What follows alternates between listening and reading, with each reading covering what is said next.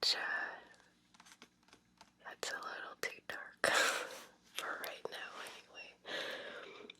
If you guys want me to read it, I will, but I don't know about today.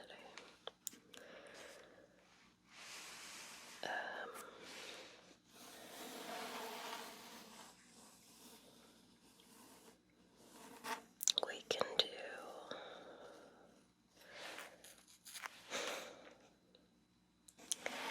Cinderella.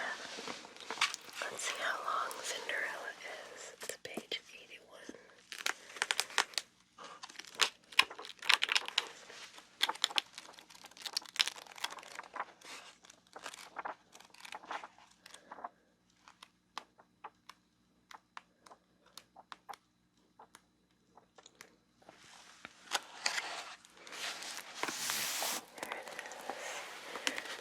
Cinderella.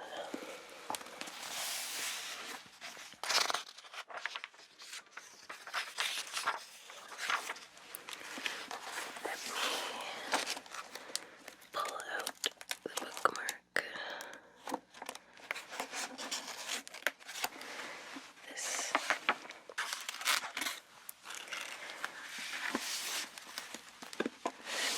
book even has one of these attached to it. Okay.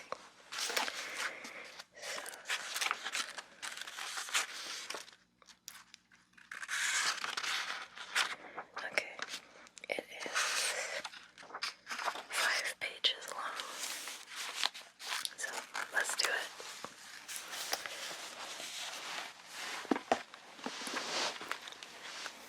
Okay, Cinderella.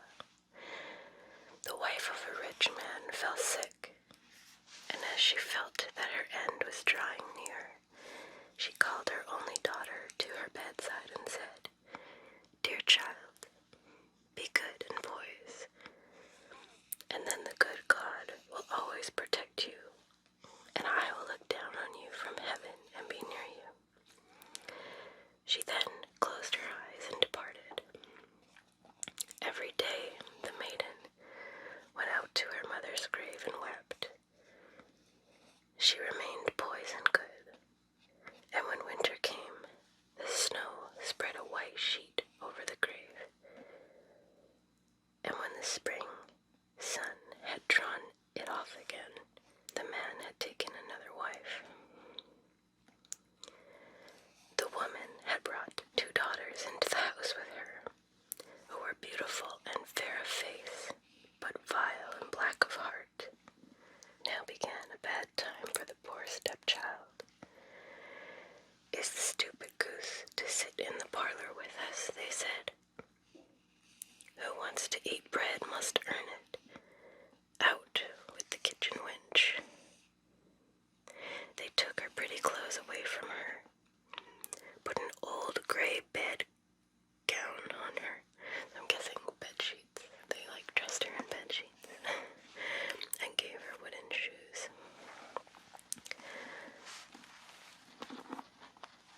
"Just look at the proud princess. How decked out she is," they cried and laughed, and led her into the kitchen. There she had to do hard work from the morning till night. Get up before daybreak, carry water, light fires, cook and wash. Besides this, the sisters did her every imaginable injury. They mocked her and emptied her peas and lentils into the ashes, so that she was forced to sit and pick them out again. In the evening, when she had worked till she was weary, she had no bed to go to, but had to sleep by the fireside in the ashes. And since on that account she always looked dusty and dirty, they called her Cinderella.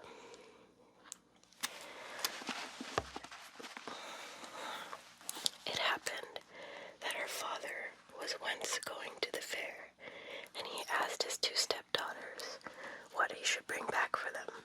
"Beautiful dresses," one said. "Pearls and jewels," said the second. "And you, Cinderella," he said, "what will you have?" "Father, break off for me the first branch which knocks against your hat on your way home." So he bought beautiful dresses, pearls, and jewels for the two stepdaughters, and on his way home he was riding through a green thicket. A hazel twig brushed against him and knocked off his hat. Then he broke off the branch and took it with him. When he returned home, he gave his stepdaughters the things at which they had wished for, and to Cinderella he gave the branch from the hazel bush. Cinderella thanked him, went to her mother's grave, and planted the branch on it, and wept so much that the tears fell down on it and withered it.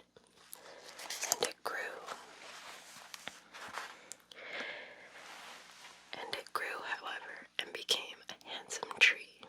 Thrice a day, Cinderella went and sat beneath it, and wept and prayed. And a little white bird always came on the tree, and if Cinderella expressed a wish, the bird threw down to her what she had wished for.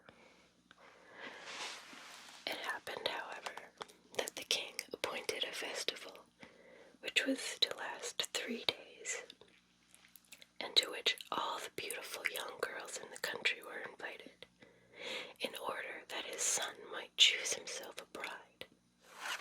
When the two stepsisters heard that they too were to appear among the number, they were delighted, called Cinderella, and said, "Comb our hair for us, brush our shoes, and fasten our buckles, for we are going to the festival at the king's place."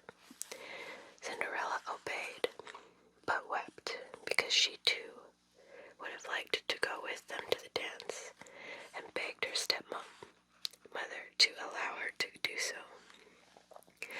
"You go, Cinderella," she said. "You are dusty and dirty, and would go to the festival. You have no clothes and shoes, and yet would dance."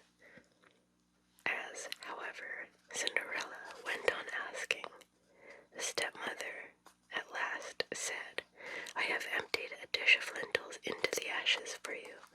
If you have picked them out again in 2 hours, you shall go with us." The maiden went through the back door to the garden and called, "You tame pigeons, you turtle doves, and all you birds beneath the sky, come help me to pick the good into the pot, the bad into the crop." The 2 white pigeons came in the kitchen window, and afterwards the turtle doves, and at last all the birds beneath the sky came whirling and crowding in, and aligned amongst the ashes, and the pigeons nodded with their heads and began to pick, pick, pick, pick. And the rest began to also pick, pick, pick, pick, and gathered all the good grains into the dish. Hardly had 1 hour passed before they had finished, and all flew out again. Then the girl took the dish to her stepmother, and was glad and believed that now she would be allowed to go with them to the festival. But the stepmother said, "No, Cinderella, you have no clothes. You cannot dance. You would only be laughed at." And Cinderella wept at this.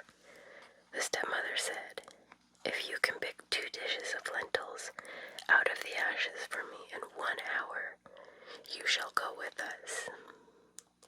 And she thought to herself that she most certainly cannot do, when the stepmother had emptied the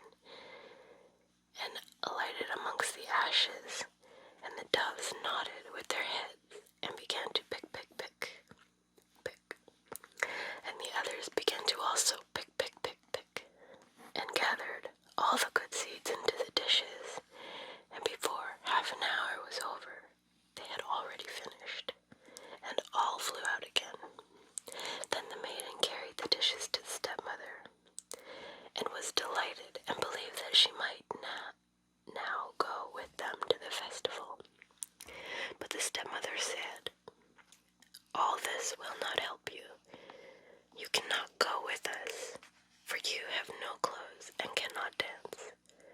We should be ashamed of you." With this, she turned her back on Cinderella and hurried away with her 2 proud daughters. As no one was now at home, Cinderella went to her mother's grave beneath the hazel tree and cried, "Shiver and quiver, little tree, silver and gold throw down over me." Then the bird threw gold and silver dress down to her, and slippers embroidered with silk and silver. She put the dress on with all speed and went to the festival. Her stepsisters and the stepmother, however, did not know her. They thought she must be a foreign princess, for she looked so beautiful in the golden dress. They never once thought of Cinderella and believed that she was sitting at home in the dirt picking lentils out of the ashes. The prince went to meet her, took her by the hand, and danced with her. He would dance with no other maiden and never let go of her hand, and if anybody else came to invite her, he said, "This is my partner." She danced till it was evening, and then she wanted to go home, but the king's son said, "I will go with you and bear your company," for he wished to see whom the beautiful maiden belonged, who she belonged to. She escaped from him, however, and sprang into the pigeon house. The king's son waited until her father came, and then he told him that the strange maiden had leapt into the pigeon house. The old man thought, "Can it be Cinderella?" And they had to bring him an axe and a pickaxe so that he might hew the pigeon house to pieces. But no one was inside it, and when they got home, Cinderella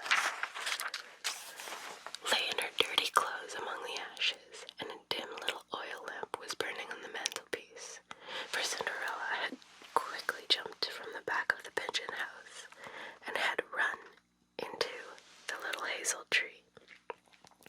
And there she had taken off her beautiful clothes and laid them on the grave, and the bird had taken them away again.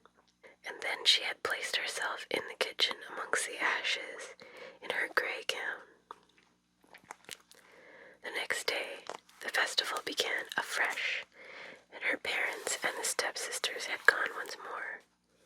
Cinderella went to the hazel tree and said, "Shiver and quiver, my little tree, silver and gold throw down over me." And the bird threw down a much more beautiful dress than the one the preceding day, and when Cinderella appeared at the festival in this dress, everyone was astonished at her beauty. The king's son had waited until she came and instantly took her by the hand and danced with no one but her. When others came and invited her, he said, "This is my partner." When evening came, she wished to leave, and the king's son followed her and wanted to see into which house she went. But she sprang away from him into the garden behind the house. There stood a beautiful tall tree in which hung the most magnificent pears. She climbed so nimbly between the branches like a squirrel that the king's son did not know where she had gone. He waited until her father came and said to him, "The strange maiden has escaped from me, and I believe she has climbed up the pear tree." The father thought, "Can it be Cinderella?" and had an axe brought to cut down the tree, but no one was in it. And when they got into the kitchen, Cinderella lay there amongst the ashes as usual, for she had jumped down the other side of the tree and had taken the beautiful dress to the bird on the little hazel tree and put on her gray gown. On the third day, when the parents and sisters had gone away, Cinderella went to her mother's grave and said to the little tree, "Shiver and quiver, my little tree, silver and gold throw down over me." And now the bird threw down to her a dress which was more splendid and magnificent she had yet. The slippers were golden, and when she went to the festival in the dress, no one knew how to speak for astonishment. The king's son danced with only her, and if anyone invited her to dance, he said, "She is my partner." When the evening came, Cinderella wished to leave. The king's son was anxious to go with her, but she escaped from him so quickly that he could not follow her.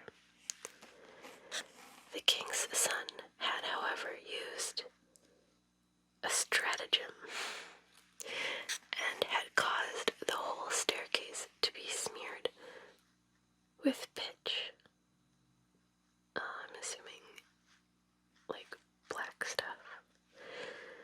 And there she ran down. Had the maiden's left slipper, which remained sticking. Oh, okay. He put like sticky tape on the stairs. The king's son picked it up. It was small and dainty and all golden.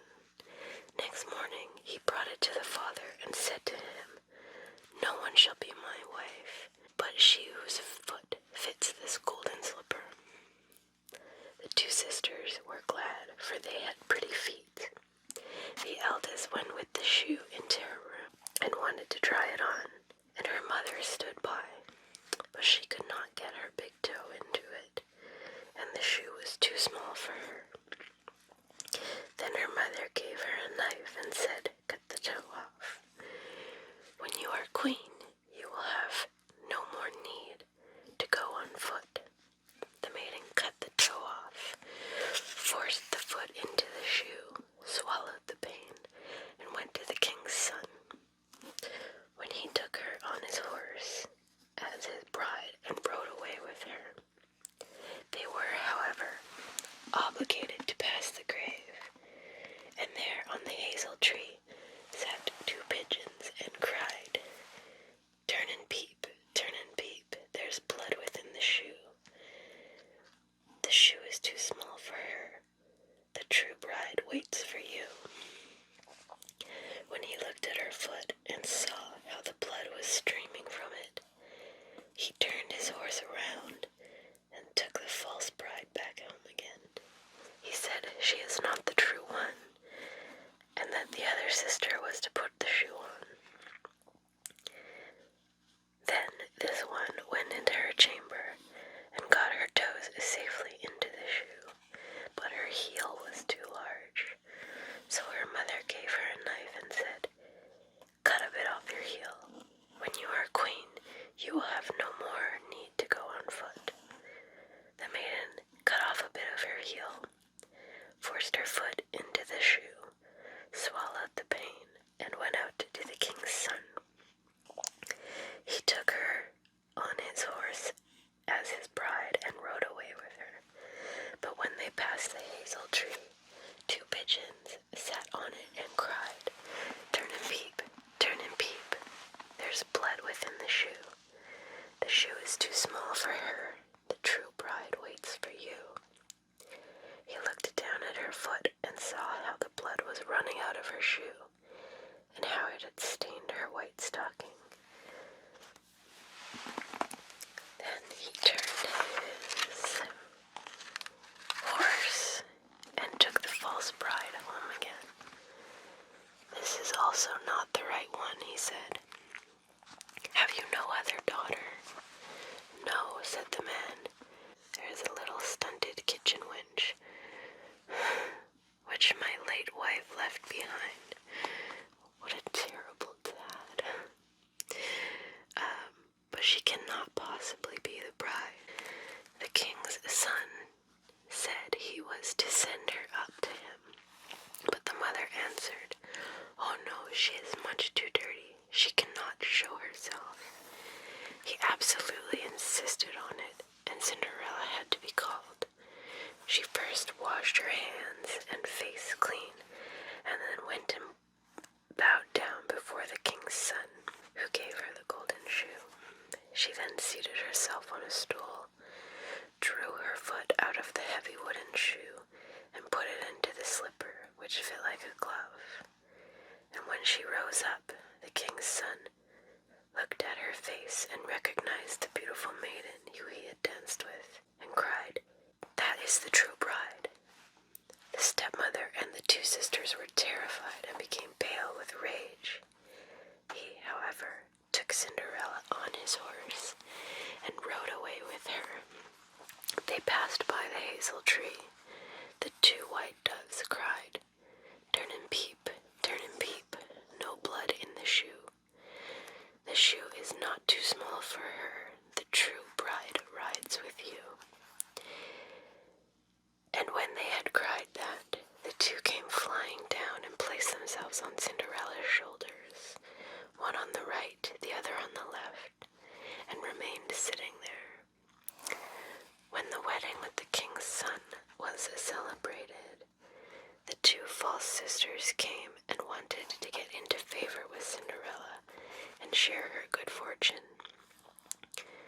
When the betrothed couple went to church, the elder was at the right side and the younger at the left.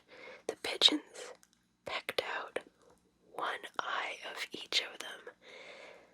Afterwards, as they came back, the elder was on the left and the younger was on the right, and the pigeons pecked out the other eye of each of them, and thus their wickedness and falsehood, they were punished with blindness as long as they lived. Wow. So that's the original Cinderella story. It is definitely, so I heard that the sisters did hack off parts of their feet to fit into the shoes, but I didn't know that they had their eyes pecked out. That was new information for me. And I also didn't know that there was no fairy godmother, that it was just birds in the trees. That was interesting as well.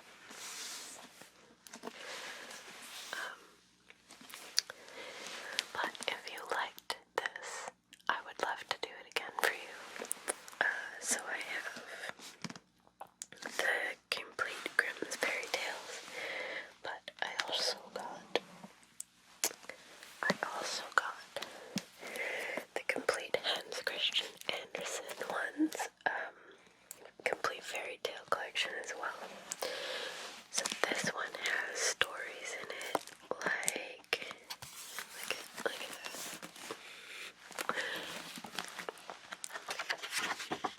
Like Thumbelina is a Hans Christian Andersen story.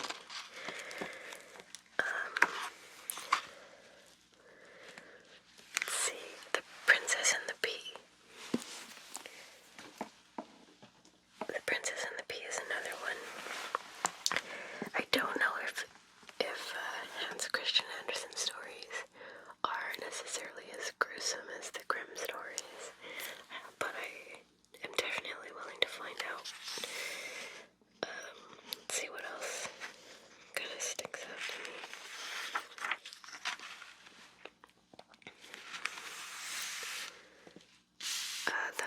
This one is The Ugly Duckling, so I wonder what that other one was.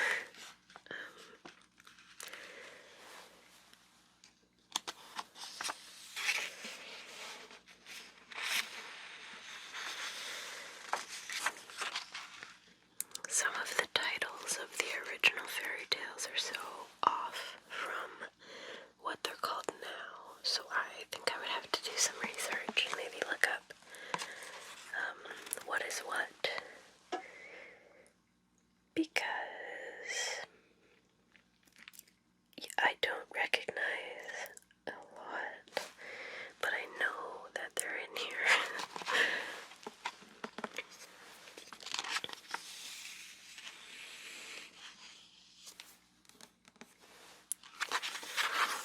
And this one has a picture.